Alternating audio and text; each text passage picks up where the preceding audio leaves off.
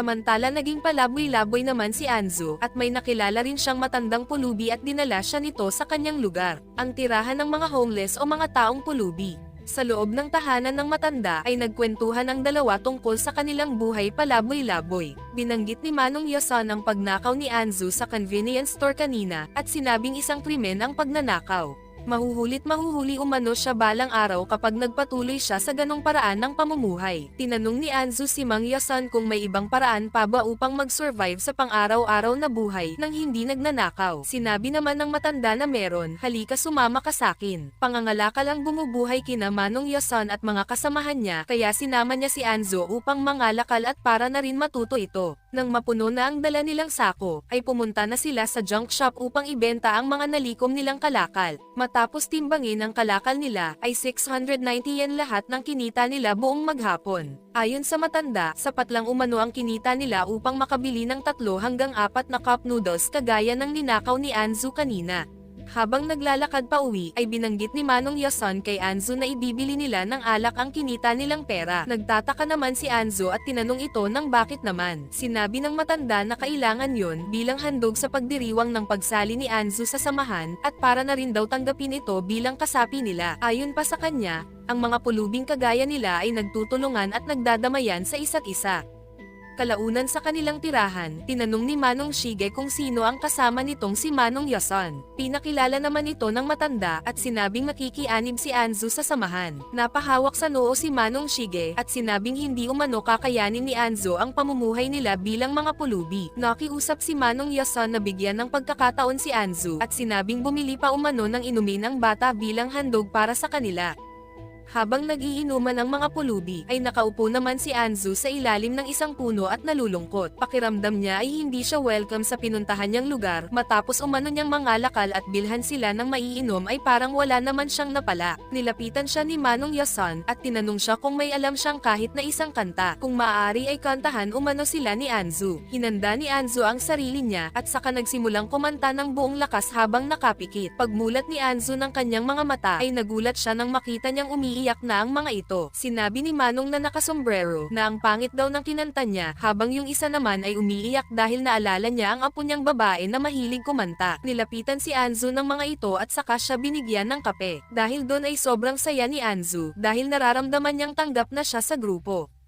Kinabukasan, habang naghahalukay ng basura si Anzu, ay tinanong siya ni Yoshifumi kung ano ang ginagawa nito at bakit nasa Earth pa rin siya. Nagsinungaling si Anzu na gusto niya lang manatili sa daigdig kahit ang totoo ay nagloko ang sasakyan niya. Dumukot si Yoshifumi ng 40,000 yen at iniabot ito kay Anzu. Hindi makapaniwala si Anzu, nanginginig pa ang mga kamay nito ng akma niya na itong kukunin. Bigla niya namang naalala ang matanda at ang sarili niyang nangangalakal para kumita ng pera. Tinanong siya ni Yoshifumi kung anong problema niya pero tinabig lang nito ang kamay ni Yoshifumi at saka sinabing wag siyang insultuhin sabay takbo paalis. Kayang-kaya niya raw kumita ng pera sa sarili niyang paraan. Bigla niyang naalala yung pinag-uusapan ng dalawang matanda na kesyo mahina na raw ang bentahan ng mga kalakal at gipit na sila sa pera kaya napahinto si Anzu. Lumingon si Yoshifumi sa kanyang likuran at nakita si Anzu na hinahabol sila. Hinihinto nila ang sasakyan at saka lumabas si Yoshifumi.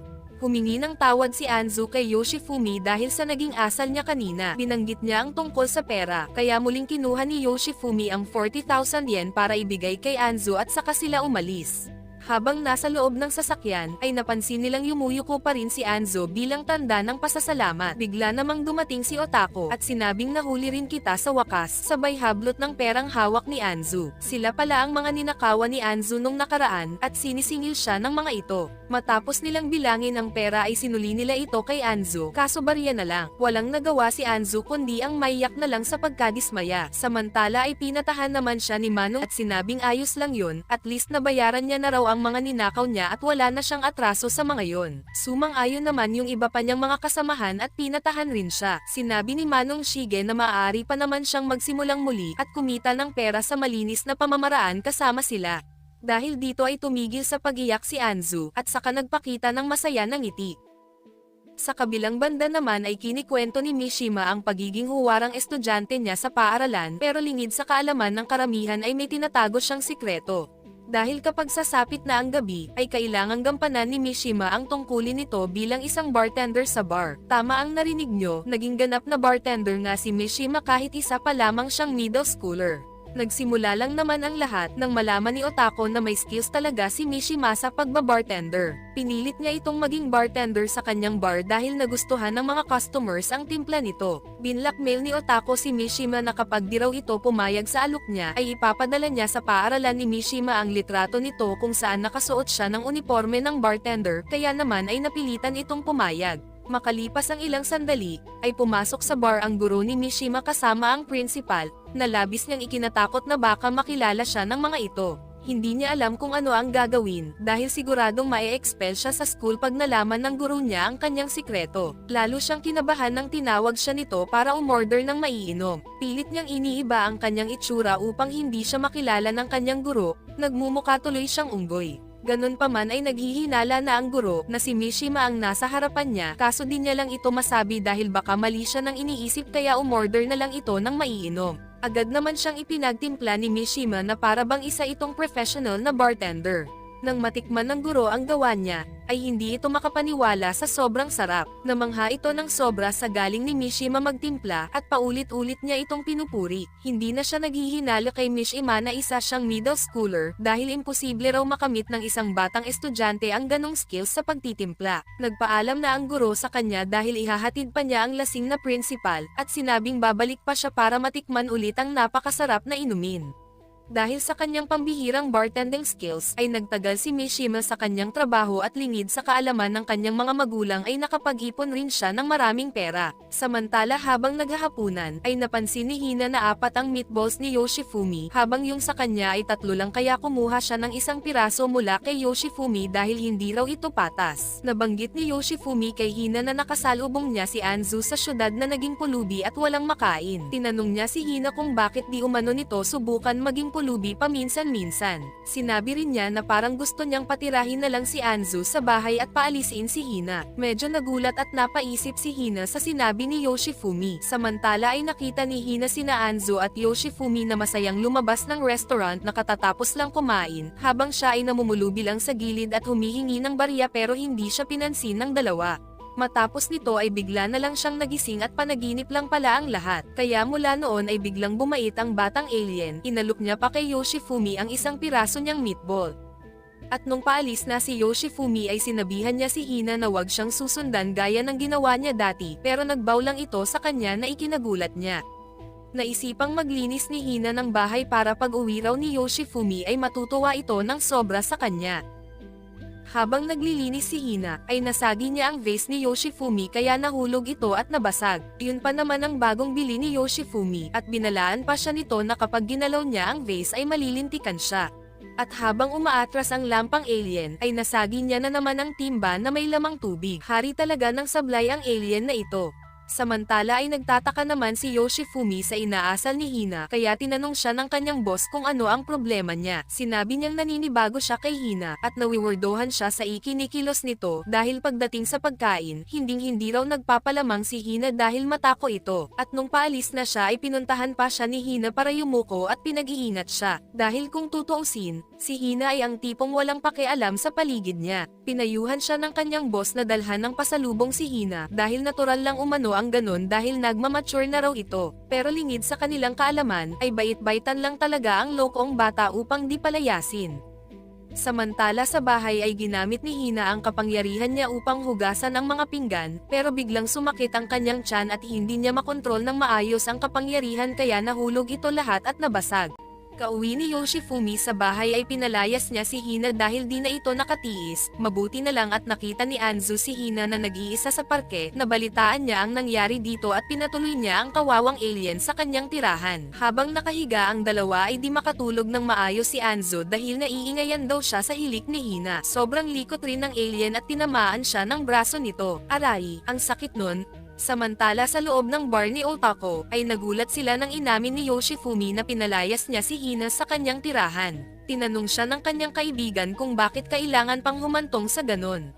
Nagalit si Yoshifumi at sinabi niya na ang laki na ng perang nawala sa kanya dahil kay Hina, habang wala naman siyang natatanggap na kahit anong kapalit, Natigilan siya nang mapagtanto niya ang sinabi niya. Pinayuhan siya ni Otako na hindi raw siya dapat umasang may kapalit ang pagpapalaki niya kay Hina dahil anak niya ito. Dahil doon ay sinabi ni Yoshifumi na hindi niya anak si Hina o kung anuman. Pero halata sa mga itsura nila na hindi sila naniniwala sa mga pinagsasabi ni Yoshifumi at siya patuloy itong lumalabas na masama. Hindi rin niya magawang maamin ang katotohanan tungkol kay Hina na isa itong alien, at sumulpat lang ito mula sa kanyang kisame. Nagsalita naman ang dalawang lalaki na senesermonan si Yoshifumi dahil wala raw siyang kwentang magulang. Sumang-ayon naman sila Otako, pati na ang kaibigan niya na umiiling-iling pa sa pagkadismaya kay Yoshifumi. Biglang itinaas ni Manong ang hintuturo niya at sabay-sabay nilang inutusan si Yoshifumi na lumabas siya. Wala siyang ibang nagawa kundi ang maiyak na lang at saka mabilis na tumakbo palabas ng bar.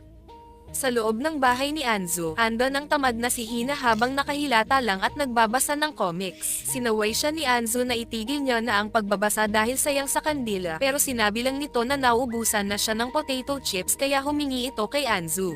Tumayo si Anzo at saka binulyawan ng tamad na si Hina na wala na raw ito ibang ginawa kundi ang humilata at kainin ang pagkain niya. Sa galit ni Anzo ay nakick out ang alien kaya balik ito sa pagiging palaboy-laboy. Habang tinitingnan niya ang mga nakadisplay na vase ay naalala niya si Yoshifumi dahil sa mga nabasag niya. Nais niya sanang bumili kaso wala siyang kapera-pera. Naagaw ang atensyon niya sa nagkukumpulang mga tao. Na-curious siya kaya pinuntahan niya ito. Isang banda pala ang kumakanta bilang mga street performer. Ito ay isang uri ng entertainment kung saan pagkatapos ay binibigyan sila ng pera ng mga tao. Pagkatapos mag-perform ng banda ay lumapit si Hina sa vocalista na si Atsushi. Nagyabang pa ito na kamusta raw ang performance nila kung magaling ba siya. Pero sinagot lang siya ni Hina na hindi ko alam, may itatanong lang ako sayo. Lokong bata talaga tong alien na ito. Maya-maya, ay pinagtitinginan na siya ng mga tao dahil ginamit ng loko ang kanyang kapangyarihan upang maging street performer magician. Pinalutang niya sa ere ang mga gamit ng mga taong nanunood na kinamangha nilang lahat,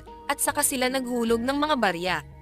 Habang binibilang ang mga kinita niya ay nilapitan siya ni Atsushi. Sinabi nito na marami sa audience nila ang naaga umano agad ni Hina. Ganon pa man, ay hindi sila galit sa bata bagkos ay inaya pa nila itong sumama sa kanila. Pero nakita sila ng kaibigan ni Yoshifumi at na-misunderstood ang sitwasyon kaya tinawagan niya si Yoshifumi at saka sinabi ang lahat. Agad namang nagtungo si Yoshifumi sa lugar na binanggit ng kaibigan habang bakas sa kanyang mukha ang pag-aalala. Napahinto siya nang makita ang nagkukumpulang mga tao at sumisigaw. Nang tumungo siya rito, ay nakita niya si Hina kasama ang banda habang kumakanta. Inangat ng vocalista ang kanyang kamay at saka hinagis ni Hina ang mga bola sa ere at pinalutang na ikinamangha ng mga audience. Lalo na nung inangat ni Hina si Atsushi sa ere at nagmukha pa itong anghel sa mata ng marami. Lalong nagsigawan ang mga tao na pumukaw sa atensyon ng mga pulis, at sinaway ang banda na kesyo kailangan raw nila ng permit kung sobrang daming tao ang nanunood sa kanila. Inangat muli ng vocalista ang kamay niya at sinabi sa mga tao na magkita-kita na lang sila ulit bukas kaya muli na naman silang sumigaw na parang mga sira saka sila nagsitakbuhan paalis.